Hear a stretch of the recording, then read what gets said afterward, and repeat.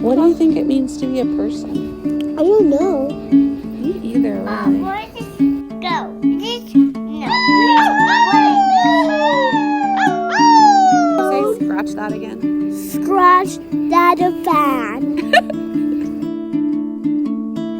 I'm Caitlin Metz, a non-binary illustrator and designer. I'm Rebecca Tossig, a disabled storyteller and writer. And this is Scratch That, parenting and reparenting off script. A podcast for people trying to parent and person at the same time. Head over to our Patreon, Scratch That Podcast, for show notes and a transcript of today's episode, and also to join the conversation. Thank you for being here. Hi, friend. Happiest of Mondays. I guess I'm a little flustered with excitement because we actually have like the most exciting announcement that has ever happened in the history of this podcast is happening today. Do we just say it? How do we say it? Yes. What is the most exciting news ever, Caitlin? The most exciting news ever is that after much hemming and hawing and back and forthing, I'm growing a person in my body. It's happening right now. It is happening right now. As we record this, I am 13 weeks and 5 days. As this is airing, I'll be like 16 weeks. I don't know. It's a second child. I don't know all the weeks. I realize I pitched this as the most exciting news in the history of this podcast, but I actually imagine that for you, it's many things exciting among many emotions that you're feeling. Like, this has been a journey. How are you feeling today? Today, I'm feeling pretty okay. The last week, it has started to feel realer. Realer in, I feel like I've been letting myself be hopeful and excited in the last week, which is feeling really good. I found out when I was 4 weeks pregnant, immediately. And so I feel like I've been pregnant for a really, really, really long time. And it has been rocky. March was one of the rockiest months ever. It's feeling better. It feels different than with Charlie for innumerable reasons. Like the political climate, the context of the world that we live in. Yeah, everything feels completely different this time. And it's just a second kid. So then I feel different too. I've been way more depressy than I expected to be, which I think maybe I was last time. People that I've talked to is yeah, you felt this miserable last time too. And in a way that feels connected to your pregnancy or just a general malaise? What has that felt like? That's such a good question because it's kind of hard for me to separate them. Yeah. I think I feel like I've just not been feeling good. I haven't been keeping up. And then that makes me feel panicked and unworthy and sure that everyone hates me. And then I start to get depressed. And then I start to freeze. And then I'm really letting everyone down. And so that spirals around. Also, the world is really, really scary right now. And I've been trying to stay informed, which is not always great for my mental health. Can you speak more about what in particular is feeling scary or pressing or urgent about this particular climate? Because I think there are lots of forms of that for lots of people right now. It can take a lot of different shapes. But what is it specifically for you? What are the things that make you feel afraid or... Oh my God, it's so many things, and I think it just keeps shifting. A few weeks ago, I was watching some stuff about how trans youth are being treated and targeted, and that feels scary and upsetting to me on its own. And then I started spiraling about like watching government potentially trying to take trans children away from their parents. And I was like, it's not that big of a leap to think that someone might try and take kids away from a queer parent. And so I spiraled really, really hard about that. And also had to like pull myself back and be like, and also I can move through the world presenting s- cis straightish, and I have a lot of like privileges in that. Tension of looking at what's happening in the world and what I think is not that far of a leap of like horrible shit that could happen. And also being like, in this moment, I'm safe and my house is safe and my kid and kids are safe. And my holding both of those things at once has felt really, really hard. And then sometimes like disgusting to be like, I'm actually, everything is fucking fine for me. And it's like everyone, like, there's all these other people that are harmed. And like, this harm probably won't even come to me. And that feels really gross. And also that maybe is not true. And so that part has all felt like so tangled. I just allowed myself to download a pregnancy app, which I'd had last time. I'd been feeling really scared to have like a period tracker or like any kind of thing that had my information about my fertility. Um, but now that I'm this far along, I was like, I don't know. The other thing that feels hard right now, this is a tangle. The other thing that feels hard is I'm like, am I being a tin hat? Am I like being like crazy alarmist, or am I like not uh terrified or prepping enough? I'm like, do I need to be like stocking up on toilet paper and prescriptions and like or do I need to just like take a deep breath and look at the clouds and maybe a little of both? Yeah. So that uncertainty feels scary and hard. And then so that's like globally big picture. And then um right after we got pregnant, like the landscape of the work that I was doing shifted and my income shifted. Um and so that's felt really scary, and having a resurgence of all the panic around, am I adult? Am I worthy? Should I be doing this? Is this irresponsible? Oh, it's just a tangle. And also being like so delighted, so excited. Charlie's obsessed. Andrew and I are thrilled, like tossing around names and just imagining our world with tiny baby. This past weekend, we were visiting Andrew's sister, whose baby just turned a year old, and watching Charlie with this little 1-year-old baby felt really special. Yeah, so it's like so tangled. It's tangled in gender. It's tangled in just my mental health and how all of these changing hormones affect my brain. Yeah. And then it's like just finances and like this internalized classism that I have and all of it at the same time. Yeah.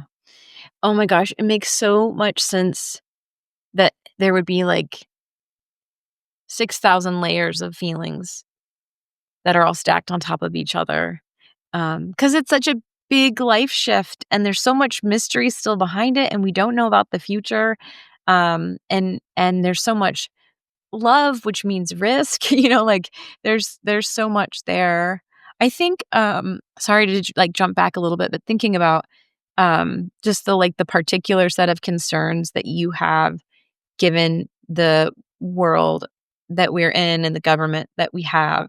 Um, I think it's really helpful for all of us to hear the specific notes of that, both in the ways for people who share that and then for people who don't. Because I think like one thing that you shared really early on was about the pride flag and that like in front of your house and like the genuine question that you had of whether or not you should keep that up, considering the fears that you have about what that will mean to the people around you and even the possibility of your kids being more at risk because of something like that, and like you're having to calculate that in a way that not everyone is. And I think hearing you name that out loud was really helpful for me, um, in just knowing how this world affects you and your family. distinctly. I think one of the things that has felt really important and true to me since becoming a parent is recognizing the ways that this experience is not the same for all of us. I think before becoming a parent, it felt, or maybe it was more like in the early days of parenting, I found myself experiencing things that felt really particular to me as a disabled parent and trying to vocalize them out loud and having them be sort of like dismissed or swept away somehow, or like um, blurred into this haze of like all parents feel that or all parents experience that. And it felt really important to me to like insist there are ways that this experience is different for us. We do not all experience this the same way. Um, and so I guess it means a lot to be able to that you would share that the ways that this is distinct. I mean, like the same as some people and distinct from other people, right? It's just sort of like naming aloud the particularities of the set of concerns that you have um, as a parent in your body, in your world. Um, so I don't know if there's a question in there as much as saying like I think that's important that we name those things for each other, um, so that those of us who are carrying that in our bodies and those of us who aren't can witness that together. Yeah, because I think there's, like, so much common ground that can be found, but when you just, like, brush it all as one thing instead of, like, listening to one person's individual story, is so there's one thing to, like, empathize and connect, and another to be like, "Yeah, everyone feels that way," which is so dismissive. Yeah, I heard so many things, so many like all moms worry about X, Y, or Z. Like for me, it was it reminds me a little bit about what you're saying of like it's not a far leap to imagine a world in which queer parents or non-binary parents are like separated from their children. For me, when um Otto was a little baby, I found out about um, the number of parents with disabilities who lose custody of their kids for like no reason other than having a disability. And that, and even as I could tell myself, like, this is probably not going to happen to you. You have all of these privileges that sort of protect you from that happening to you. And also, it's horrifying that happens to anyone. And also, that lives in me still when we are out in public and people are perceiving us, and so that is not something that not every parent has that, or we have that, but from different angles or different in different ways. Yeah, and the choice something that I feels dramatic to say it now, but, like, a month ago, I was like, "I have to choose to keep my kids safe or to be visibly queer." Like, I have to choose that. I have to and this was, like, the story that I was telling myself. I was like, "I have to grow my hair out. I have to wear different clothes. I have to move through the world differently with Andrew, um, to keep my kids safe." And then I was like, "Oh, but then I will start dying inside," which is, like, the worst thing for my children is for me to not be able to show up for them. But, like, there was this moment where those things felt like it was one or the other. It was like, I love and protect my kids or I'm visibly queer. And it's like, okay, that there is a lot of space in there, but that was the feeling. Mhm. Mhm. Yeah, and I've identified a lot when you have talked obviously from a completely different landscape, but we've talked multiple times on here about that fear that you have of being visibly disabled and worrying of your kid being taken away from you. And like there's nothing more horrifying than that fear. And I'm just thinking of all the people who are like being deported and torn apart and how fucking terrifying it is to be a person, but particularly to be a parent right now, and how many friends I have who have trans kids who are trying to make impossible decisions about their safety and where to live and how to protect their kids, and get them like the basic health care that they need. And it is all just so much to hold. It's so much. Yeah, and I think also what you were saying a little bit ago about that, like how to hold that fear and not being sure how much to let that impact your decisions, of like wanting to be responsible and realistic and not wanting fear to just like shape everything. Because it could, I mean, it could. And how do you weigh that? And how do you chart that path of being responsible and also open and full and a whole human who isn't driven and shaped by fear? I mean, in some ways, I do think that lots of parents are having to wrestle with that tension in a lot of different ways. And this is a very particular one to you and your family and other families that is distinct.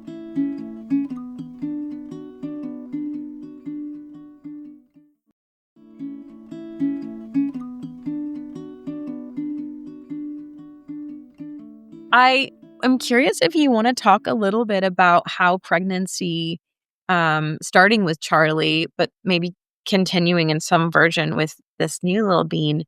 Um, do we like calling the baby a bean? I don't know. That's what we called Charlie. Yeah. Okay. Oh, that's right. Maybe that's where I got that. Yeah. Yeah. But the question is, I think that pregnancy, the first time around was like a big part of your journey and even understanding your own body, your relationship to gender. Do you want to talk a little bit about that part of the story, especially in light of thinking about like the ways that this has been distinct to you in your life and your arc? Yeah. Pregnancy is so directly connected to gender for me. Um, I was bred for this in the most literal ways that you can imagine.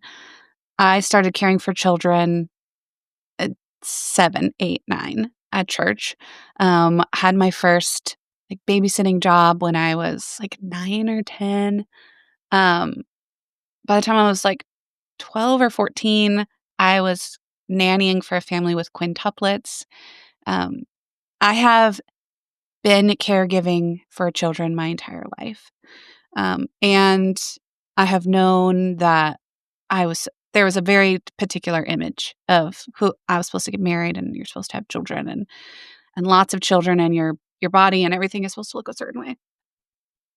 And um, I love kids. I love taking care of them. I have a lot of feelings and do a lot of like reading and thinking about child development and nurturing little humans.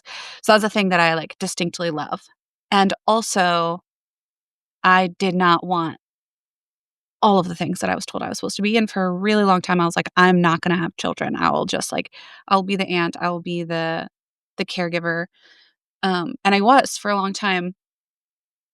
All that to say, I really carefully built my life around not being this one thing that I was told to be that was supposed to to go in one specific direction. And so when I decided to get pregnant with Charlie, we made that decision, it was really jarring to watch my body start taking on the form that I was told it was supposed to be. And it was just so undeniably female, the way that I was spoken to, the complete erasure of identity, how suddenly I would walk in a room and everyone was calling me mama and mommy. And I was like just newly pregnant. And I had to like put in my chart at the birth center I was going to that like, my name is Caitlin. And unless you have come from my vagina, you don't call me mama or mommy or. Unless you've come from my vagina. Well, it was just like, do not call me. Yeah. Do not call me that. And I was like, if anyone, I had that put in there because I was like, when I am in labor and someone starts speaking to me as though I am, I felt so much erasure when I was newly married, which was another fraught time in my life. I got a card addressed to Mrs. Andrew Gilliland. And I had such an incredible panic attack holding that and just feeling entirely erased. Yeah. And I didn't even change my name. That was not my last name, and I'm not Mrs. someone else. Um, and so that feeling, I was having a really similar feeling to that when I was pregnant and just feeling complete like I didn't matter. I was invisible. It was all about the baby, the fetus, this little embryo. It was not we were not two distinct beings, and I wasn't like an equal part of the equation. It was like I was this vessel to carry this thing. Which was how I felt in a lot of spaces. And also, I was just watching my body morph in front of me in ways that was really activating. Um, and I was experiencing gender dysphoria in ways that I had not before. And it's so interesting. I think we talked about this in the Start Where You Are um, course episode, where it's like, until you have space, it's hard to see how all of the dots connect. But I started looking back at the work I was doing in grad school, and I just kept trying to understand how a woman was defined. I was like trying to understand gender and sexuality. And I was like, what is it that makes this thing this and this thing that? And it was, I just kept circling around and around and around it, trying to understand how societally or biology or um, culturally, historically, we define these genders. And I often really equated that with sexuality, but I started understanding that those were like two distinctly different pieces. Gender and sexuality were really different things for me. All of that to say that through the process of pregnancy and then that Charlie's first year, um, I was like, I don't identify with any of these like cultural or social um, identifiers or definitions of woman. It doesn't fit. It doesn't feel good in my body. And so I started trying on they, them pronouns with people who are close to me and like talking this out. And then like the big moment was coming out to Andrew's parents because they were such um, distinct figures in our lives and such a close part of us raising Charlie. They were really, really involved. So you're experiencing like an intensifying of feelings that maybe were already there before, of like feeling one way and having society categorize you in another way. Can you describe what it felt like to you to start trying on they them pronouns? Like what did these shifts mean to you and how did they feel? It just felt like a warm hug. Like it felt right. It felt so not I felt seen. It felt like I was being seen outside of what I was told I was supposed to be. I felt like I was trying so hard to define woman as a thing that felt good in my body. And when I just release that, I was like, I don't need to like remake the concept of woman so that it fits me. I could just be like, I exist outside of this or it doesn't. Um, and so much of this is like constructed. It's like all made up in the world. Like I think about how I look and present because it feels good to me, but it feels good to me in context of like the images I've been shown and the things I do or don't want to be associated with. So it's like so muddled. It's like, Mhm. Yeah, and it's weird because it's like it's made up. It's and also it's like really tangible. It's really like in your face in the real world. Even just the moment of someone calling you, like looking at you and calling you mama or mommy, is real. That's real. So you feel the talons of that, and also yeah. it's a figment. It's a story, which is air, like can be blown in another direction. And it's all so based on these the layers of other stories. I talked to a friend about this, who had a very different story of coming to parenthood.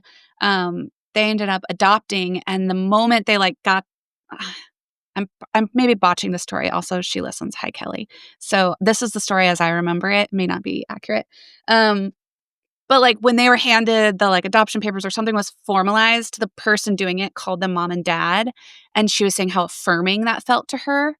And this comes back to a moment of just, like, not presuming, just, like, asking people what feels good, because I think for some people, that identity coming to the forefront could be really affirming, and for me, the way that that identity had been presented to me is that it eclipses all others, and you cease to be yourself. And it is there's your life before you have kids, and then it is after you have kids, and after you have kids, your identity is mother, the end, full stop.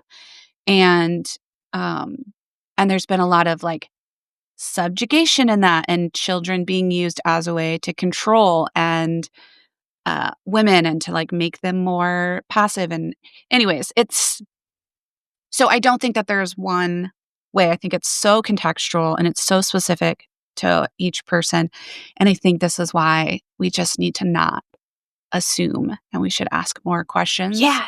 It's interesting because you're pointing out there's like these broad social cultural stories, but there's also like a world of personal, individual, tender, close to our heart stories. And then there's the collision of those two things and and like a universe of meaning between those two things. And sometimes they're very aligned and sometimes there's like war in between them.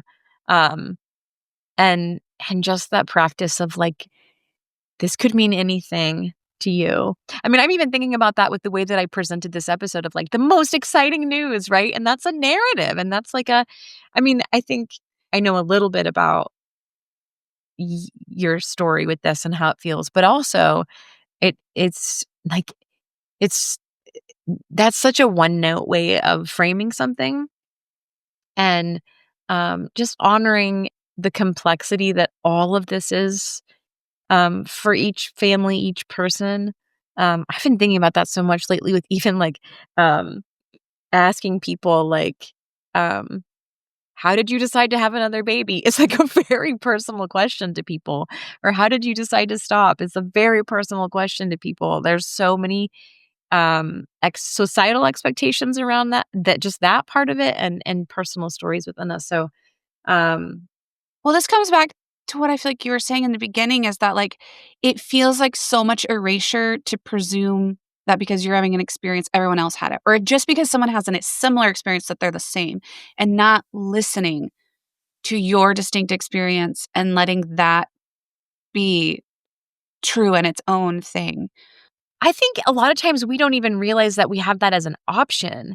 Like, I think that a lot about the stories that we have in the world about some of these life experiences is that there's a lot of like, I should feel this or I'm supposed to feel this. And being in a space where none of that is assumed can be an invitation to like unfurl a little bit and name some of the layers. Like, it could be lots of things at the same time. So, the Charlie pregnancy kind of pushed you to the edge of confronting something in a different way, something that maybe had been in you for a long time, but sort of like really being pressed to expand pronouns, expand. And I feel like I took you away from the moment when you shared that with Andrew's parents. Um, Oh, I think that just felt like the culmination. It felt like the scariest thing, in the world to do. Um, but that was like that was like the moment. I was like, "I am out. This is what is true. I cannot unring this bell with these people." Um, because they mean so much to me, and they're so integral to our lives, and feel so, yeah, it's like I think there's moments when there's, like, one person that you have to, like, tell or show up as yourself to, and when that goes okay, it's like, "Alright, well, like, nothing else could fucking hurt me." Um, or maybe vice versa. Maybe if it had gone terribly, then I also would have felt just like, whatever, but, it did not go terribly. It went great, and that was just it. Then there was, like, no looking back. That was just, like, the end. This is who I am. Another piece of that, as we were talking about, like, so the thing I've been grappling with this pregnancy and just the state of the world, and you brought up the pride flag, like, right after, well, the morning after the election. um I mean, Andrew and I were both feeling a lot of, like, fear and rage, and, Andrew suggested the idea of taking the flag down because he was feeling scared. And we did not. I was like, no, I'll put 10 more up. But now being pregnant and there is fear, there's unsettlement in that moment where I was like, I have to choose to be myself and take up space in the world, or I have to choose the safety of my kids. But then I was like, oh, wait, actually, no, because like one of the thing that made me brave to like come out to Andrew's parents, to like talk about this, to be like, this is who I am, is because I cannot raise a kid and not be like, if I am not steady and whole in myself, I cannot be there for him. I cannot guide him. I cannot suggest bravery or gumption or grit. If I am a shell of myself, if I am suffering, so much of the work of being a parent, to me, in my opinion, a deep belief I have is caring for myself and being whole and being steady. So much of the work that I do to care for Charlie is caring for me so that then I can be present and kind and generous for him. And so with this pregnancy, there's like fear, there is like residual terror. And also I know that like if I am not just being the most myself and showing up in the world in the ways that I want and living out the like being in line with integrity, that my insides and my outsides are aligned, I don't want to parent any other way, you know? And unless I'm actually in like direct imminent danger in which I might make a different decision to like literally protect their life, but this like hypothetical protection of them, I think the most protective thing I could do for my kid is to be embodied. Yeah, and some of that is just, like, you nurturing the best person version of you maybe, or, um, like, like, that part of it, and part of it, I think, is also simply the modeling. I think so much on how like, I think a big shift for me as a parent has been, um shifting from what I say and tell my kid to what I show, him every day, and I mean, like, that's incredibly powerful to think about what you show these 2 little people every day that you show up to the world, what you're modeling for them, and the ways that that permeates their little selves, their little ecosystems, their what they piece together about the world and about who they are and who their parents are in the world is like that's the stuff that goes beyond language. That's incredibly powerful and scary and a responsibility, but like a really important one, I think. Um, that really resonates with me about what you show them, about how you show up to the world and what that looks like inside your little home and what that looks like out in the great wide world and the alignment of those two things. I think that's I think that's huge. So it sounds like um for this second pregnancy, part of what feels different is the state of the world. How does it compare to the first? So if your first pregnancy with Charlie was sort of this revelation to you, and then you had that revelation and you've lived out that revelation since Charlie was born, what does the second pregnancy feel like by comparison? You're starting from a different place. Yeah, completely different place. I don't know that I know the answer to that. Something that feels really exciting is knowing how transformative having Charlie was in a million different ways, and I can't imagine that this one won't also be that way for me, in completely different ways, but I don't know yet. Well, okay. One thing that has in the last couple years become really clear to me that we've talked about a lot is ADHD and just understanding that I do not have a neurotypical brain. And the way that that has coalesced, or like that in combination with parenthood and how parenthood has exacerbated, or like it's just stripped away any idea that I had that I was like actually doing okay. Like my little like duck paddle under the water. I have like so much less capacity to be like frantically duck paddling to present fine or to like keep up. And so I think I anticipate, and the thing that I am really trying to work on right now is understanding my brain and to stop fighting it and to build structures and capacity and the supports that I need. So hopefully, um, it's not as hard in those ways. So this one feels, if the first kid was a revelation of gender, this second one feels like a revelation of neurospiciness or self acceptance in the ways that my brain functions. But I don't know like what all that will evolve to. And it all still also feels like wildly tied up in gender. Um, and figuring out how to dress this body and move through the world and the terror and panic that everyone's going to see me differently. And like one kid is okay, but two kids makes me like capital M mom or something. So like those fears have been coming up, and my depression, the like darkness has been darker than I thought it was going to be at this stage, which feels scary because it was really, really dark last time. The postpartum depression was really bad. Um, and I have other supports, and I know more things, and that part still feels really scary to me. And part of me feels like a little bit embarrassed that or like ashamed that I got pregnant again when I know that my brain can be such an asshole. Yeah, I think some of the depression and darkness that I've been experiencing is just feeling like unsure that I should have done this given what I know about myself, which was like a consideration from the beginning. And we decided that it was like worth the risk and that we would figure it out. But that part has felt really scary. And I've been a little bit in the dark place. So yeah, it's just all the things at the same fucking time.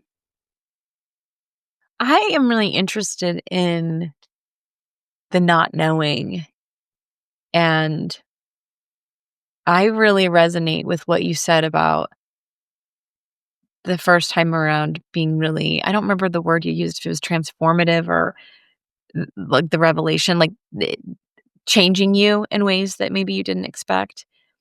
Um, and I think that's one of the most terrifying, like stunning things about being a parent is the power that that person has to completely transform or change something in you, and the fact that you can't know what that's going to be um is so is scary and wonderful. As an outsider, I'm like, it's very easy for me to say like, this is going to be so awesome, like this is going to be so good.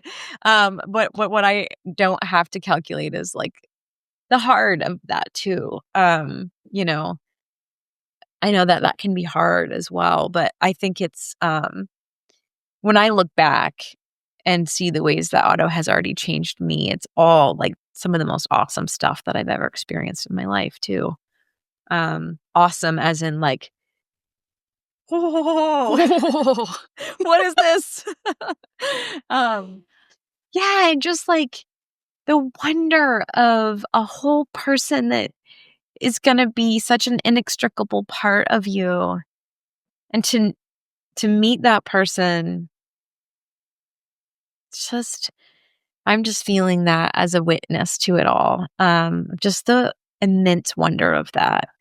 Um, and of course, it makes sense that so much of that would also lead to doubt and fear. And of course, it's too big not to. I remember when we had one of our earliest episodes was like, should I have another baby or not? And I'm reminded a lot of the things that like you've named today are similar to the things you named then. You have an awareness and you have tools. I think that makes a difference. Fucking hope so. I'm betting on it. Betting a whole life on it. So what this means is that we have countless follow-up conversations to have. So many. And the amount of brain space it has taken me to not reference the pregnancy. And so there's so much ease just naming this. And it's like, okay, thank fuck. I'm documenting this so much differently than last time too. Like I immediately made an Instagram account for Charlie. Everything was like everything in the world feels different. And so that just didn't feel like the way that I wanted to go about it. But it does feel really weird because it is impacting every single area of my life. And so I feel a relief just like naming it. I've had this date in my head. I've known that I'm going to like talk about it publicly. Feels really special to say like, I am making a person in Pride Month and to, inhabit that space and let it be joyful. I'm really, I hope by the time this will air in a few weeks. I hope that it feels as joyful as I'm anticipating it will feel. That I'll allow myself that joy and excitement. Yeah, I don't know how people wait. It feels like such a huge thing to be. I mean, everyone in my life knew like immediately. There's no way. I mean, I couldn't get out of bed for like almost the first whole month. So everyone had to know. Thank God that was when you were taking your break and then I had spring break at school. And so somehow we muddled through. But I don't know how people don't tell in the first trimester. It's all hard, but it is so distinctly hard, but you're not showing. And so it's like a secret, but like it can't be a secret because it is so life altering for me. That like my people have got to know, like people I'm working with, the people that I'm hanging out, like everyone just has to know because I shift so immediately. Well, I remember even just thinking about the fact that like I remember when I was pregnant being like, how are pregnant people not talking about their pregnancy constantly? Like, how are they talking about anything else? Like, I have witnessed so many pregnancies, and I'm like, what? How was this not just like all you were like? It just felt so enormous for me every minute I was thinking about it, and to think that like there's all kinds of people out here just like holding that in their bodies and like sneaking off to vomit and then coming back. Like, ow! How do we do this? How have so many people done this? I don't know. Well, now you know. Now I will reference it all the time. I'll be inseparable. Thanks for joining this journey. Woo woo! Do you want to tell people your due date so they can mark it on their calendars? We're due the first week of November. So we have a little Scorpio coming. A fellow Scorpio, as am I. So, yeah. And how do you feel about us linking your registry in the show notes? Horrified and embarrassed, but you have the link to it and you're in charge of the show notes. So do with that as you will. Okay. I feel like there are people listening right now that are having all kinds of feelings, and the best outlet would be go to look at your registry and find ways to swaddle you up in care for what's ahead. Well, that is very precious, and I'm gonna that is very precious. So thank you. All right. Keep your eye out. Be on the lookout for that little link if you want to be a part of this community of care around this very special little being that's coming to be. That's what I want to say. All right. Okay, bye. We love you. Bye-bye. You tell me when we're done, okay?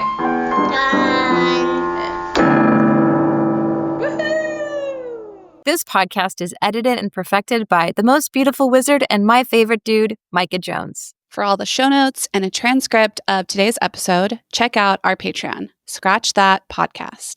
This is our hub. It's where you can join the conversation and be part of our community. If today's episode resonated with you or made you think of someone, share it. And if you want to support the pod and also make us glow inside, go give a 5-star review on Apple. That would be so lovely. Thank you for being here, for listening, for being a part of this community. We love you so much.